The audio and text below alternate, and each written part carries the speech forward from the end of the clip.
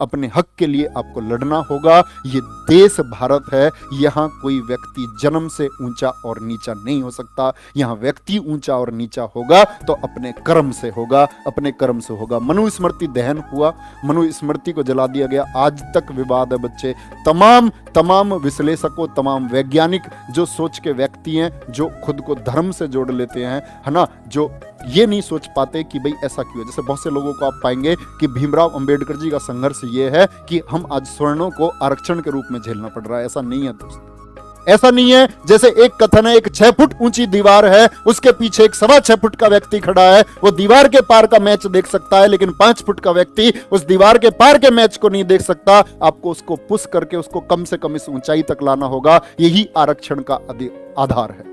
मैं हमेशा कहता हूं आपसे, आप अध्ययन कीजिए देश की स्थिति का, कि देश के जो टॉप मोस्ट व्यक्ति हैं, जो देश को चलाते हैं, चाहे वो न्यूज एंकर हो, चाहे वो देश के अधिकारी हो, या फिर देश के आपके डॉक्टर्स हो, आपके इंजीनियर्स हो, या बाकी जो ऊंचे पदों पर आसीन व्यक्ति हैं, आप पाएंगे कि 90% लोग स्वर्ण लोग हैं। तो ये लोग 10% क्यों रह गए? तो ये आरक्षण आधार है कि उनको पुश करके उनको एक समान तरीके तक, एक समान लेवल, एक समान स्तर तक उनको पहुंचाया जाए, सभी लोगों को वहां पहुंचाया जाए। लेकिन आरक्षण के आधार में कमियां ये हो जाती हैं कि ये आर्थिक आधार पर होना चाहिए। जातिगत आधार के साथ साथ में जो व्यक्ति जिसको इसकी आवश्यकता नहीं है उसको नहीं मिलना चाहिए, आर्थिक आधार पर भी इसको तय होना चाहिए। ये बहुत सारी चीजें हैं जिस पर विश्लेषक काम कर रहे हैं, ठीक है।